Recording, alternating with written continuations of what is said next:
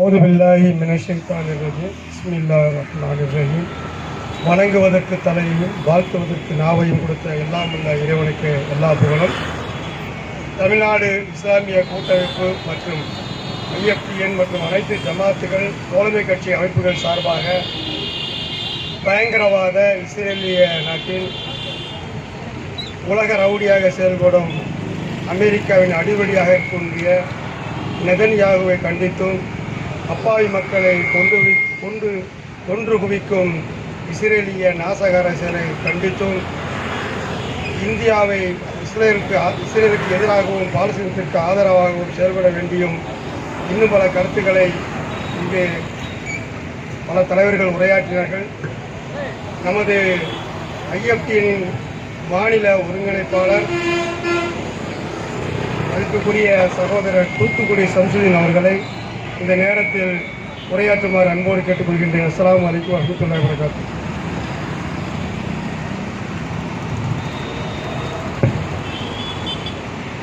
அவுது பில்லாஹி மினஷ் ஷைத்தானிர் ரஜீம். பிஸ்மில்லாஹிர் ரஹ்மானிர் ரஹீம். அல்ஹம்துலில்லாஹ் நஹ்மதுஹு வ தவக்கல் அலைஹி அம்மா பாத்.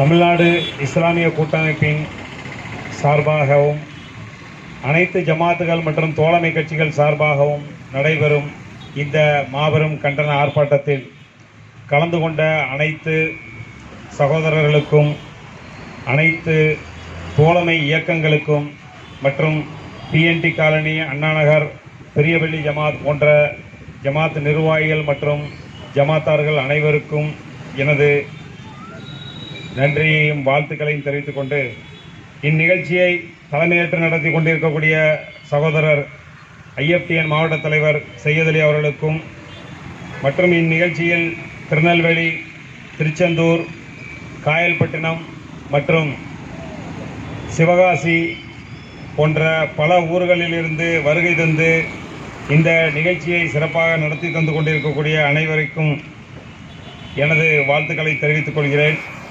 மேலும் இக்கூட்டத்தில் வரவேற்புரை நிகழ்த்திய ஜாகிர் ஹுசேன் அவர்களே, வாழ்த்துறை வழங்கிய கிதர் பிஸ்மி அவர்களே, மேலும் சிறப்பு பேச்சாளராக இங்கு வருகை புரிந்துள்ள சகோதரர் ஜனாப் சாத்தூர் சையத் இப்ராஹிம், மாநில துணைத் தலைவர், தமிழ்நாடு காங்கிரஸ் கமிட்டி சிறுபான்மைத்துறை சார்பாக வந்திருக்கக்கூடிய சகோதரர்களுக்கும் எனக்கு முன்பு பேசிய அனைத்து சகோதரர்களுக்கும் எனது நன்றியும் வாழ்த்துக்களையும் தெரிவித்துக் கொள்கிறேன்.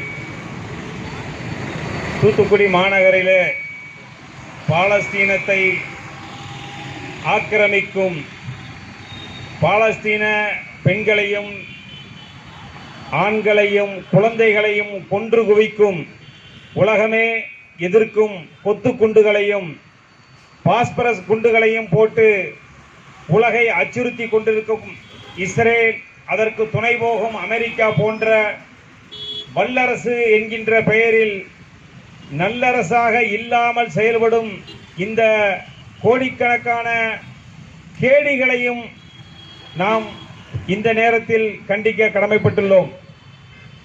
இங்கு தூத்துக்குடியில் ஒரு ஆர்ப்பாட்டமோ ஒரு பொதுக்கூட்டமோ நடத்திட்டா பாலஸ்தீனில் போர் நின்றுமா அப்படின்னா கண்டிப்பாக இல்லை. அமெரிக்கா அதனுடைய ஆதரவை துண்டித்துக் கொள்ளுமா அப்படின்னா அதுவும் நடக்காது.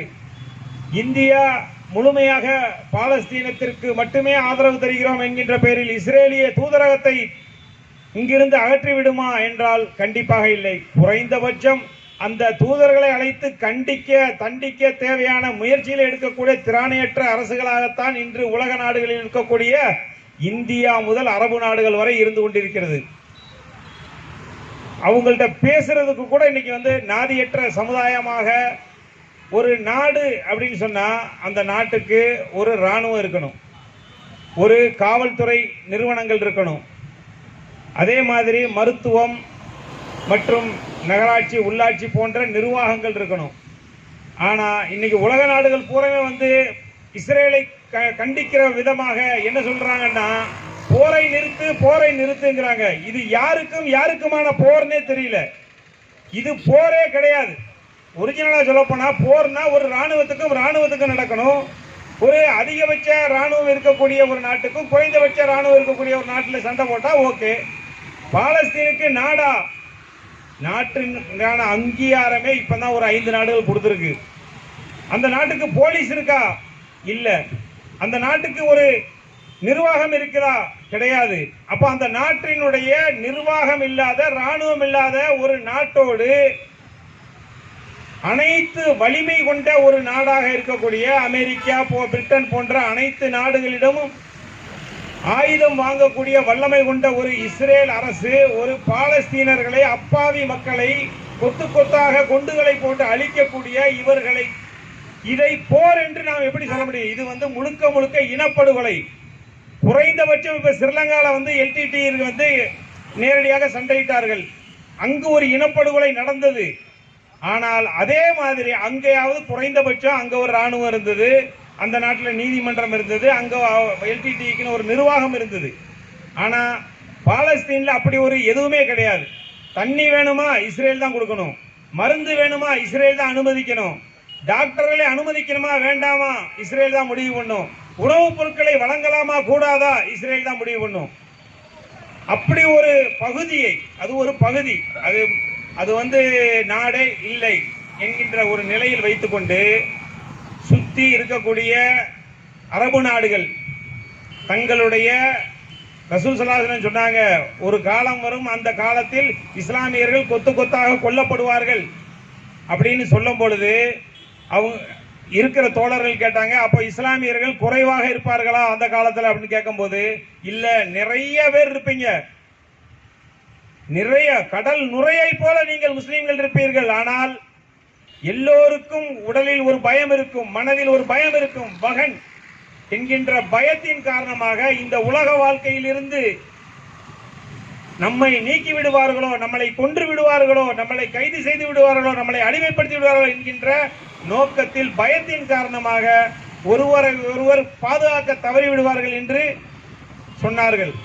அதுதான் இன்னைக்கு இந்த கூட்டத்திலையும் பாதி நடக்குது. யாருக்காக போராடுறோம், எதற்காக போராடுகிறோம் என்கின்ற ஒரு நிலையை கூட அறியாமல் நான் தான் பெரியவன், நீ தான் பெரியவன்கிற மாதிரியான நிலையில இன்னைக்கு மக்கள் பிரிக்கிறாங்க. ஒரு அமைப்பு சாதாரணமாக ஒரு கூட்டம் போட்டா 50 பேர் 100 பேர்னா, ஒரு கூட்டமைப்பாக நாம் சேர்ந்து பயணிக்கும் பொழுது இன்னும் வலிமையாக நாம் சேர வேண்டும், வலிமையாக இந்த பிரச்சனைகளை முன்னெடுக்க வேண்டும் என்கின்ற எண்ணம் எல்லோருக்கும் தோன்ற வேண்டும். அந்த நிலையில் நாம் இன்று இல்லாவிட்டாலும் நாளை இணைவோம் என்கின்ற நம்பிக்கையோடு இது போன்ற நிகழ்ச்சிகளை தொடர்வோம். மேலும் ஒரு நாட்டில் ஒருத்தர் அடிக்கிறான் அப்படின்னு சொன்னா அதை அட்லீஸ்ட் தண்டிக்கவோ அல்லது கண்டிக்கவோ ஒரு அரசாங்கம் அல்லது ஒரு நிர்வாகம் இருக்கணும். ஆனா இன்னைக்கு பக்கத்தில் கூடயே இருக்கக்கூடிய தாய் தந்தையே குழந்தைகளோ கொல்லப்படும் பொழுது எந்த ஒரு காவல்துறையிலேயே ஒரு புகார் கொடுக்க கூட அல்லது சத்தமிட்டு அழுக கூட நாதியற்ற ஒரு சமுதாயமாக பாலஸ்தீன் இன்று இருக்கிறது. இதே நிலையை நாளைக்கு நம்ம இன்னைக்கு எதிர்ப்பு தெரிவிக்காம போனோம்னா, பக்கத்து வீடு தீபிடிக்கும் பொழுது நாம் அணைக்க தவறிவிட்டால் நம்ம வீடு தீபிடிக்கும் போது பக்கத்து வீட்டுக்காரன் இருக்க மாட்டாங்கிற அந்த ஒரு நிலையை நாம் மறந்துவிடக் கூடாது. அதே மாதிரி தான் இன்னைக்கு பாலஸ்தீனத்தில் ஏற்பட்டிருக்கக்கூடிய நிலை. உலக வல்லரசுகள் அந்த காசா பகுதியை ஒரு ரியல் எஸ்டேட் பகுதியாக பார்க்கிறது. காசாவை முழுமையாக அடக்கிவிட வேண்டும், பாலஸ்தீனர்களை ஒடுக்கிவிட்டு அல்லது அந்த இடத்தை விட்டு அப்புறப்படுத்திவிட்டு அந்த இடத்தை கடற்கரை சொகுசு பங்களாக்களாக கட்டப்பட வேண்டும் என்று ட்ரம்ப் நினைக்கிறாரு. ஒரு 20 அம்ச திட்டத்தை ஒன்று அமெரிக்கா அறிவிச்சிருக்கிறது.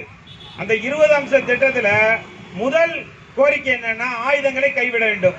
சரி, ஆயுதங்களை கைவிட்டா யாருப்பா பாலஸ்தீனத்தினுடைய அதிபரா இருப்பா, பாலஸ்தீனுக்கு யாருப்பா ஆட்சி செய்வான்னா, டோனி பிளேயர் பாலஸ்தீனத்துல ஒரு அமைப்பினுடைய தலைவராக இருப்பாராம்.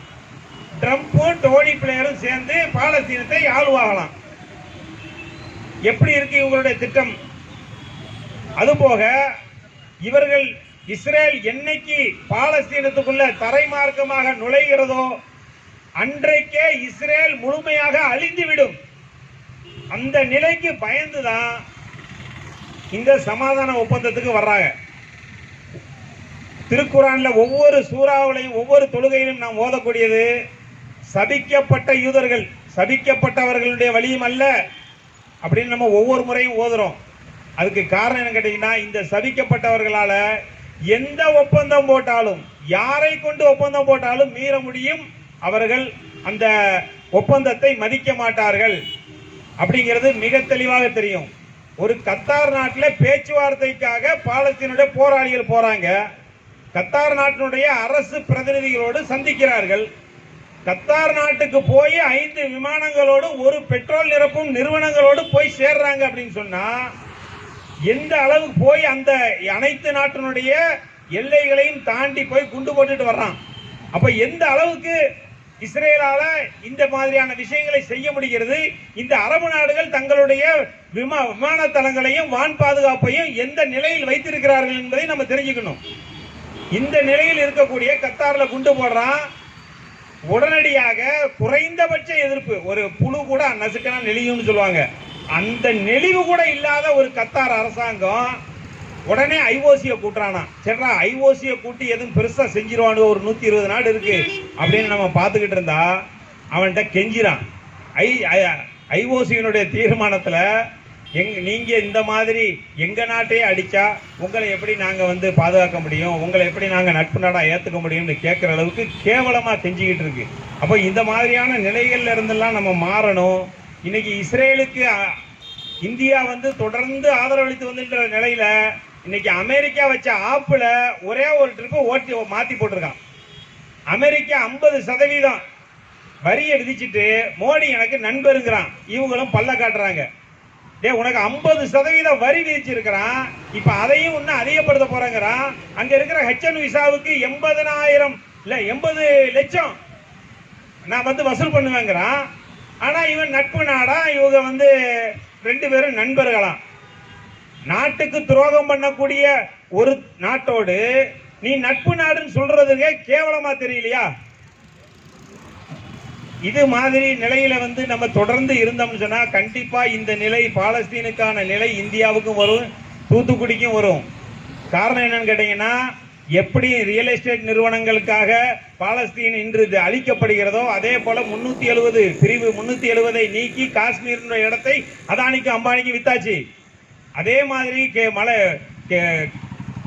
கிழக்கு மாகாணங்கள், வடகிழக்கு மாகாணங்களுக்கு கூட மணிப்பூர் போன்ற பகுதிகளில் மலைவாழ் மக்களுக்கு மட்டுமே சொந்தமான நிலங்களை விற்க முடியாது என்கின்ற ஒரு சூழ்நிலை 371 இருக்கு. அதையும் நீக்கிட்டா வடகிழக்கு மாகாணங்களை வித்துப்படலாம், அதானிக்கு அம்பானிக்கு கொடுத்துடலாம். இதே நிலை நாளைக்கு எப்படி இன்னைக்கு லடாக்லையும் மற்ற பகுதிகளையும் யூனியன் பிரதேசமா மாத்தி வச்சிருக்காங்களோ அதே மாதிரி நாளைக்கு தமிழ்நாட்டையும் மாற்றக்கூடிய வாய்ப்புகள் இருக்கு. இன்னைக்கு பாண்டிச்சேரி இருக்கிற மாதிரி தமிழ்நாட்டுக்கு மாநில அந்தஸ்து இல்லாம எந்த ஒரு நிலையும் இவர்கள் ஏற்படுத்துவார்கள் மாற்றுகிறது இல்லை. இவர்களுடைய ஆட்சி தொடர்ந்தால் இன்னைக்கு நம்ம பார்த்துக்கிட்டு தான் இருக்கிறோம். கண்ணு முன்னாடி ஸ்ரீலங்கா, இந்த நாட்டினுடைய அதிபர் நான் தான் அப்படின்னு சொல்லிட்டு எல்டிடிகளை கொத்து கொத்தாக கொண்டு அளித்த கோத்தபய ராஜபக்சே எப்படி தன்னுடைய உயிரையும் உடைமையையும் குடித்து கொண்டு ஓடி போனான நாட்டை விட்டு, அவன் வீடு கொளுத்தப்பட்டது. இந்த நிலை இந்த இலங்கைக்கு ஏற்பட்டது.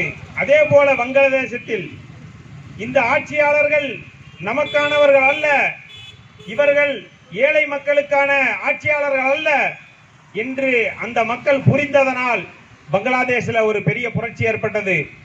அந்த புரட்சியின் காரணமாக அங்கு ஒரு மறுமலர்ச்சி ஏற்பட்டது. அதே போல இப்ப சமீபத்தில் பார்த்தோம் நேபாளத்தில் அந்த மக்கள் புரிந்து கொண்டார்கள், இந்த மக்கள் நமக்கானவர்கள் அல்ல, இந்த அரசு நமக்கானதல்ல என்பதை புரிந்து கொண்டார்கள். அதன் காரணமாகத்தான் இன்று நேபாளத்திலும் புரட்சியின் காரணமாக அங்கு ஒரு மறுமலர்ச்சி ஏற்படுகிறது என்றால் அதற்கு காரணம் மக்கள் இந்த அரசு நமக்கானவர்கள் இல்லை என்பதை புரிந்து கொண்டார்கள். இதே நிலை இந்த ஆட்சியாளர்கள் இந்த ஜிஎஸ்டி இது மாதிரியான மக்கள் விரோத செயல்களில் ஈடுபட்டு கொண்டிருந்தால் தொடர்ந்து இந்த இந்துக்கள் யார், இந்துத்துவா யார், இவர்கள் நமக்கான அரசியல்வாதிகள் அல்ல என்பதை புரிந்து கொண்டால் இதே இந்தியாவை சுற்றி நடந்த நிகழ்வுகள் இந்தியாவிலும் நடக்காமல் பார்க்க வேண்டும் என்றால் இந்த ஆட்சியாளர்கள் மக்களுக்கான ஆட்சியை நடத்த வேண்டும் என்பதை இவர்கள் புரிந்து கொண்டு செயல்பட வேண்டும். மேலும் இங்க 3 விஷயமா நம்ம இந்த கூட்டத்தை கூட்டியிருக்கிறோம். பாலஸ்தீனம் சம்பந்தமாக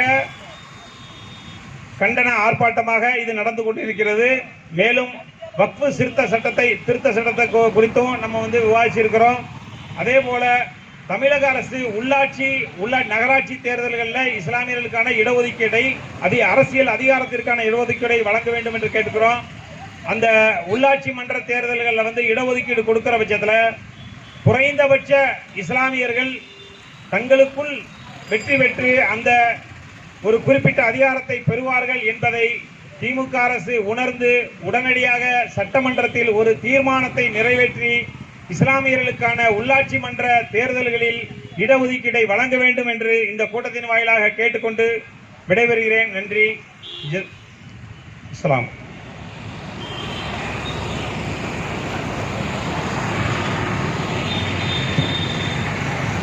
அடுத்ததாக திருச்செந்தூர் ஐஎஃப்டிஎன் பொறுப்பாளர் மற்றும் தமிழக வாழ்வுரிமை கட்சியினுடைய வடக்கு மாவட்ட செயலாளர் ராசிக் முசம்மில் அவர்கள் பேசுவார்கள்.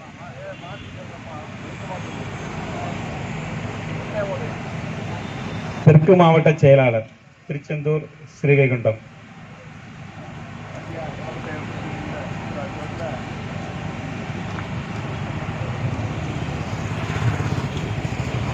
அஸ்ஸலாமு அலைக்கும் வரஹ்மத்துல்லாஹி வபரகாத்துஹு.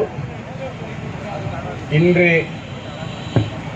தமிழ்நாடு இஸ்லாமிய கூட்டமைப்பு மற்றும் அனைத்து ஜமாத்துகள் தோழமை கட்சிகள் சார்பாக தூத்துக்குடி விவிடி சிக்னல் வச்சு நடைபெற்று கொண்டிருக்கக்கூடிய இந்த மாபெரும் கண்டன ஆர்ப்பாட்டத்தில் தலைமை பொறுப்பேற்றி நடத்தி கொண்டிருக்கக்கூடிய தூத்துக்குடி